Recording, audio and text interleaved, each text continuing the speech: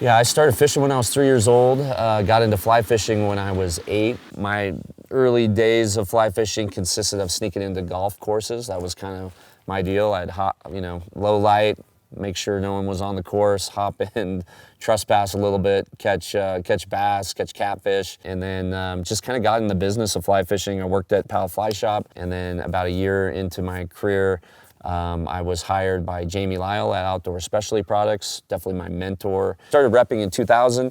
In 2009, I took over the territory for Sims. Love to travel, love to shoot photos, do a lot of that. I've been fortunate to fly all over the globe and do fish for anything that swims, preferably large predatory fish. But I live in the California Delta, so we've got stripers and bass right in our backyard, and just an incredible fishery. Ben from the Hookup invited me out to fish with a couple of his hardcore billy goat fishing angler buddies. So he wanted to get a fly guy with some conventional anglers and kind of just see how the day went, learn off one another, and just share different ideology, share different techniques, and man, we had an incredible day. You gonna be bushwhacking right off the bat? Probably a little. Okay. Got eyes on the trail. We started off the day at a new parking spot and a new way to hike into our spot, which was pretty cool to see. Surprisingly, it paid off, which doesn't always happen when you're trying something new.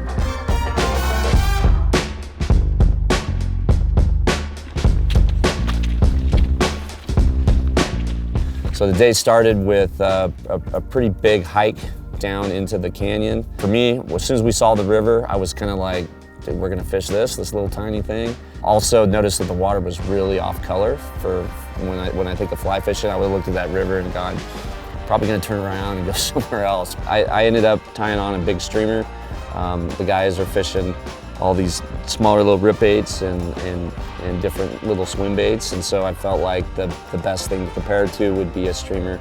Yeah, we just did a bunch of hiking, covered a bunch of water.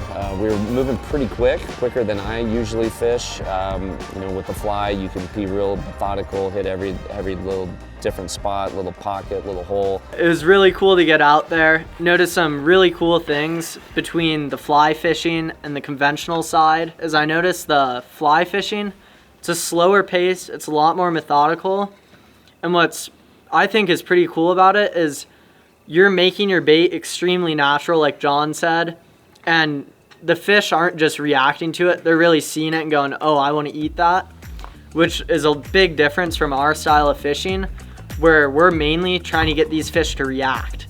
We're just trying to get the bait moving fast by them, get it to catch their eye, and be moving it quick enough that they either have to make the decision, I'm gonna smoke this thing or I'm not.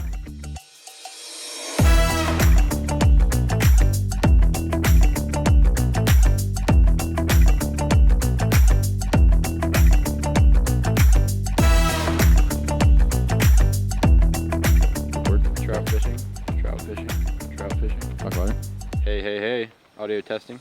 Came down in the morning, we decided to head downstream and get into this canyon. Pretty gnarly. I was impressed with John climbing around down there. He was like a monkey on the canyon walls. Oh dude, this pool is money. Getting this fly in there, working the nymph rig. We picked off a bunch of rainbows. There you go. Yeah. Very cool.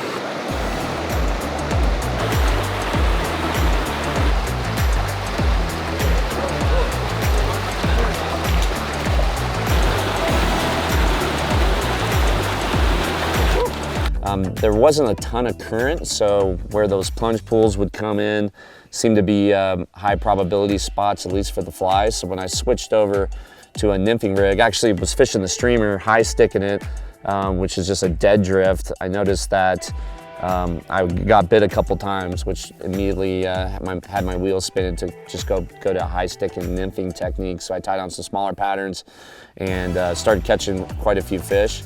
What was really cool was to see Andrew come tight to that really nice fish that he tied into, a sweet brown that he caught at the head of the pool.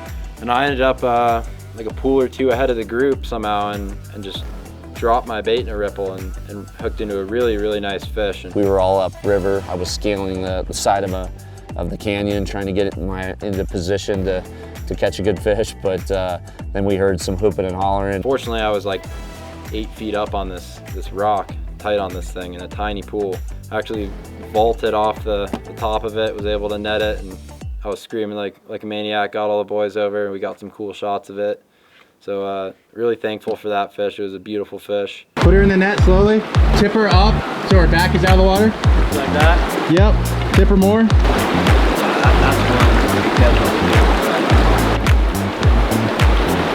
Put her in the net slowly. Go for it.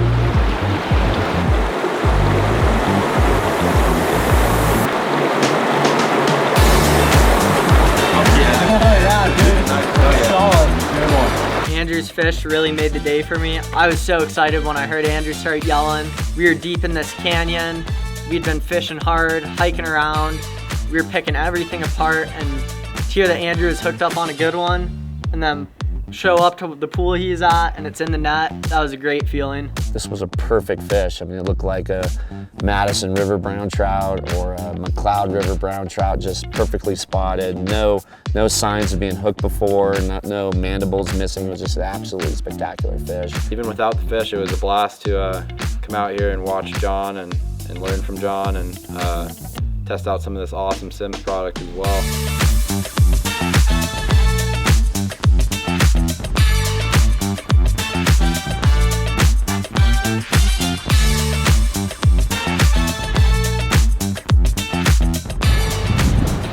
Back in the day, I would fucking run through this shit, but Oh yeah. not quite this good shit. Still killing it, dude.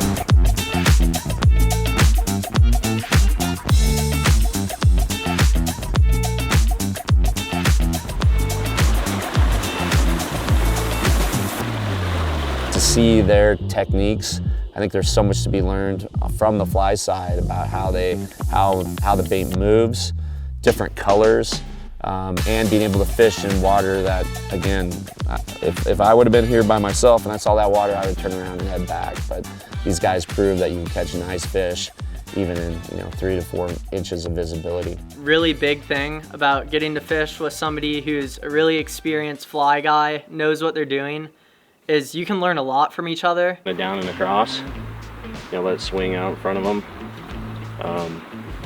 It's not super realistic to have the bait coming right at the fish, Yeah. So try to quarter it down and across and swing it across is ideal.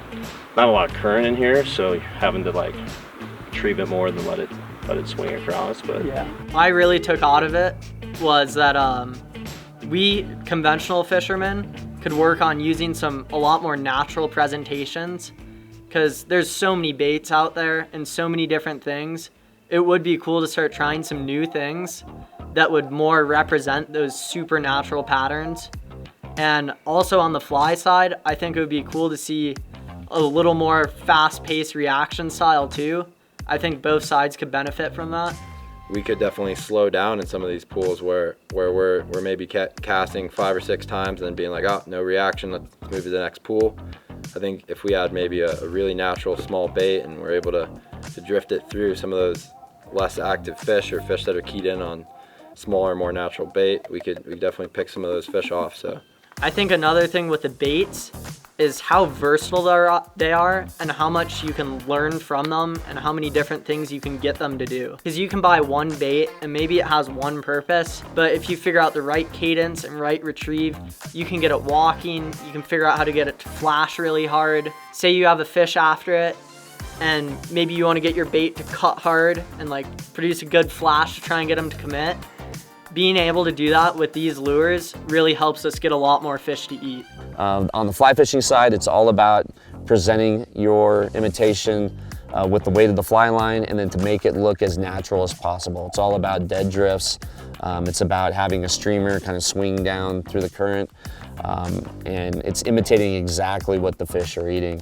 And I think that's one of the major differences between fly fishing and conventional fishing is in the fly environment, we're casting the weight of the line and we're imitating exact insects that the fish are eating.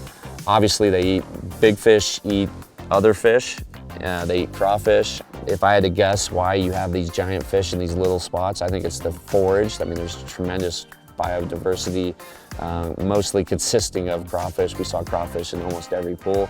And so it's really cool to see these guys do their thing and imitate, you know, crawfish and other bait fish and catch these giant browns out of these little sleepy secret spots. Had a great time fishing with these guys, learned a ton, and look forward to the next trip.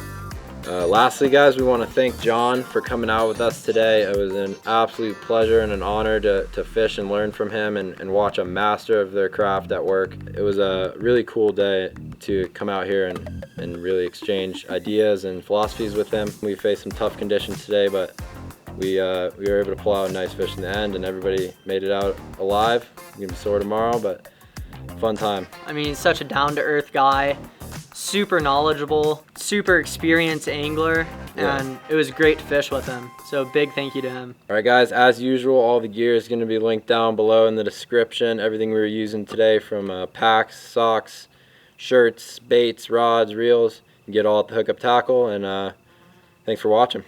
Thanks. See you guys later.